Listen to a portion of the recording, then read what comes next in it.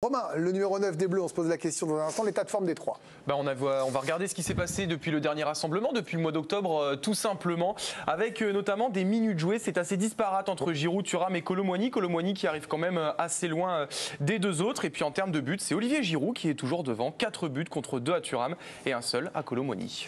Alors je vous pose la question, quel 9 pour les Bleus? Kolo Muani, Thuram ou Giroud?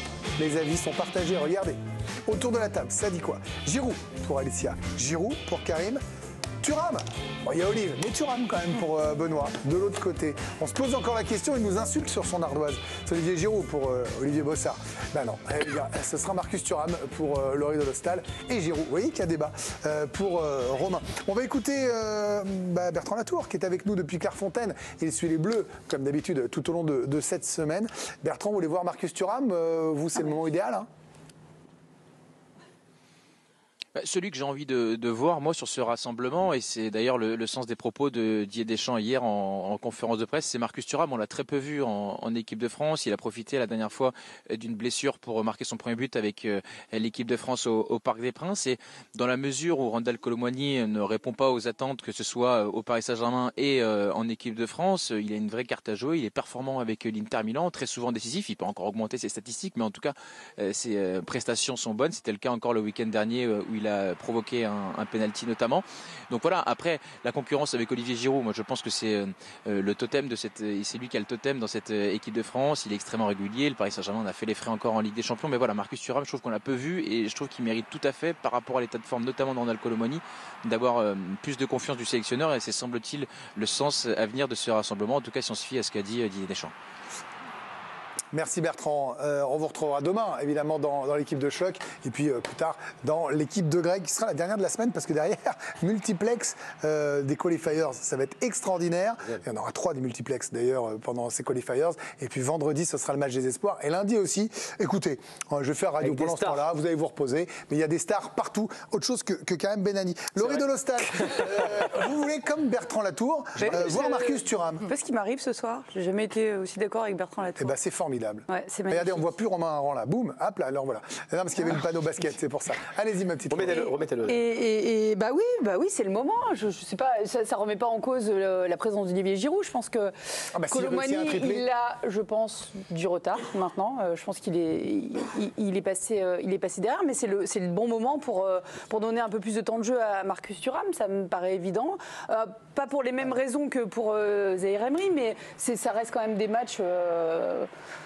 Là, qui permettent de faire des tests. On est à 8 mois de l'Euro.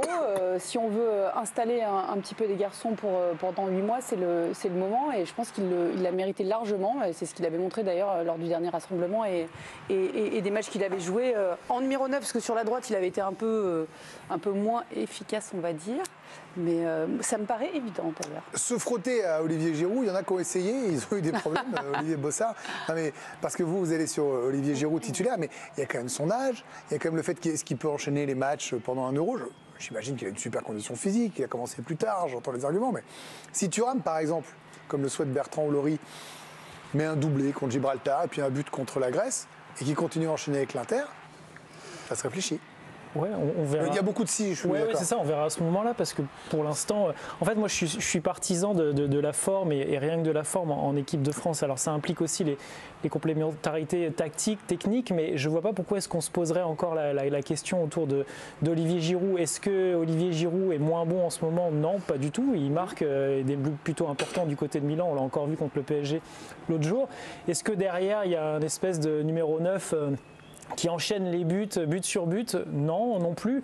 En fait, je ne vois pas pourquoi est-ce qu'on remettrait à ce moment-là de la saison Olivier Giroud. Qui est plus complémentaire que lui avec les autres joueurs en équipe de France, qui est plus fiable, qui est plus pertinent?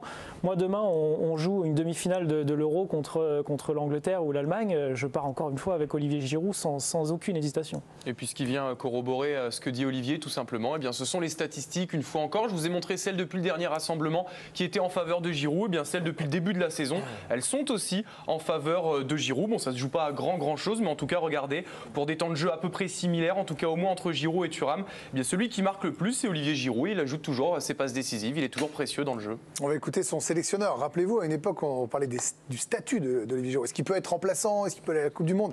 Maintenant, il nous dit qu'il est indispensable.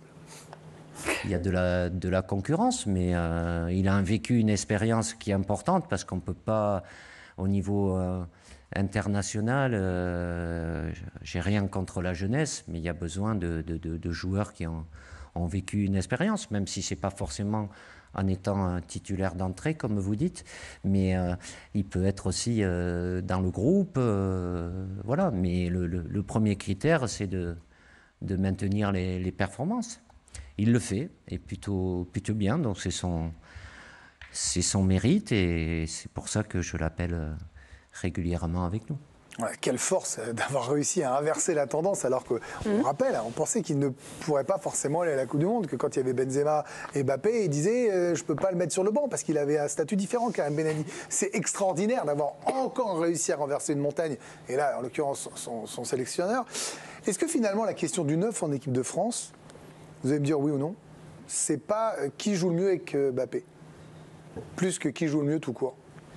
Non, je ne crois pas. Et la preuve que l'on peut être vieux et ne pas être ringard. Enfin, un peu... La preuve, regardez-moi. Non, mais vous n'êtes pas si vieux. N'est-ce pas et le reste, ça appartient aux téléspectateurs. C'est aux téléspectateurs de juger. Comme ça fait 3 ans. Mais sur Giroud, non, je ne crois pas. Je ne crois pas que ce soit la complémentarité avec Mbappé. Il y a un argument implacable. C'est s'il l'appelle aujourd'hui, encore, après la Coupe du Monde, à cet âge-là, c'est qu'il a en tête de l'emmener à l'Euro. Et à partir du moment mais d'accord, mais sur le banc, au titulaire, c'est ça la question. Oui, mais à partir du moment où vous faites venir Olivier Giroud en équipe de France, qui est titulaire à l'AC Milan, qui a un vrai statut en équipe de France, qui est le meilleur buteur de l'histoire de cette équipe de France.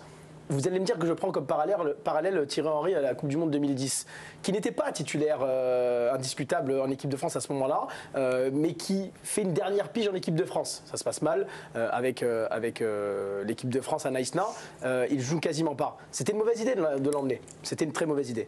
Je pense que dans l'esprit de Deschamps, ce n'est pas du tout ça. S'il emmène Giroud, c'est pour en faire un titulaire, pour que le statut de titulaire qu'il a depuis quelques matchs et quelques saisons et quelques années. Moi, j'ai surtout vu Colomani titulaire ces derniers temps, pardon.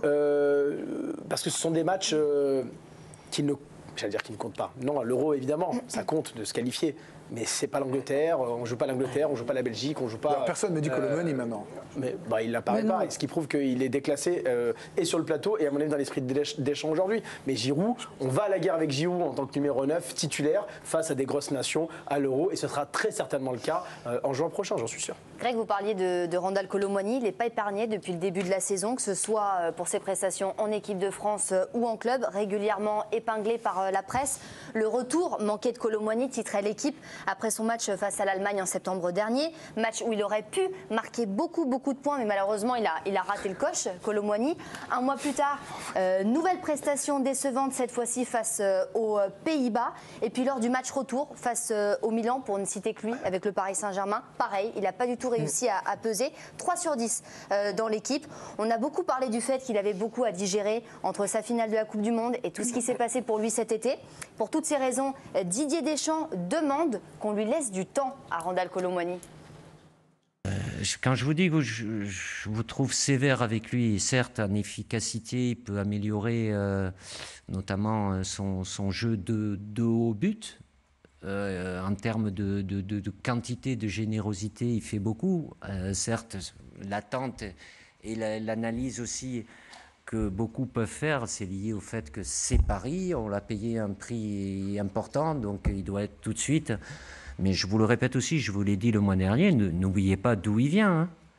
Faut qu'il digère aussi, mais il y a des exigences qui sont beaucoup plus élevées dans le club où il est. Avec nous, il a fait de bonnes choses, il aurait pu les faire mieux, mais voilà, c'est quelqu'un qui est relativement tranquille, qui a un potentiel qui est important, mais qui a besoin de temps et de s'améliorer aussi.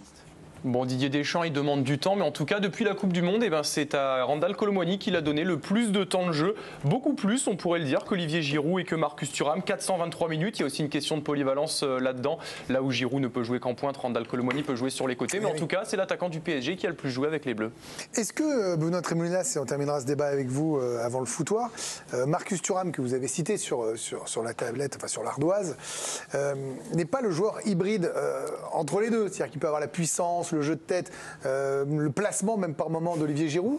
Et puis il est plus rapide. Alors il n'est pas aussi vif que Kolo Muani, mais il peut se mouvoir davantage que Giroud. Je pense qu'il faut le tester. Il faut lui donner du temps de jeu, lui donner un match titulaire, parce que ce qu'il est en train de faire à l'Inter de Milan, c'est très compliqué. L'Inter, c'est un grand club avec énormément de pression. Joue aussi aux côtés de Lautaro Martinez, ça reste une pression. Et il la gère plutôt bien. Effectivement, il est un peu hybride entre les deux. Il est quand même assez puissant, assez rapide, capable aussi de prendre la profondeur. Il est bon aussi dos but. Je sens qu'il a un petit peu plus d'avance au niveau de la sensation du toucher de balle par rapport à Kolo Muani. Il sent un petit peu plus le football que lui dans les petits espaces. Mais malgré tout, Olivier Giroud a de l'avance sur tout le monde. Il a de l'avance sur tout le monde parce qu'on a vu qu'il était décisif en Ligue des Champions face au Paris Saint-Germain, l'une des meilleures équipes du monde. 3 jours après, il récidive en marquant. Et la chance qu'a Olivier Giroud, c'est que sur les côtés en équipe de France, on a Kylian Mbappé, Kingsley Coman, au milieu Griezmann, Tchouaméni, Rabiot, qui sont des joueurs qui courent énormément. Donc forcément, Olivier Giroud, il n'a pas forcément besoin de courir dans cette équipe de France. On sait très bien que Kingsley Coman, c'est un joueur de percussion qui va toujours vers son pied droit pour centrer. Giroud, c'est ce qu'il lui faut. On le voit à l'AC Milan avec un Théo Hernandez qui sans arrêt le cherche dans la surface. Donc pour l'instant, il va falloir que Kolo Muani et Thuram s'accrochent pour prendre la place de titulaire à Giroud. Bon, écoutez, on aura les réponses très rapidement. Les matchs de l'équipe de France arrivent en fin de semaine et début de semaine prochaine.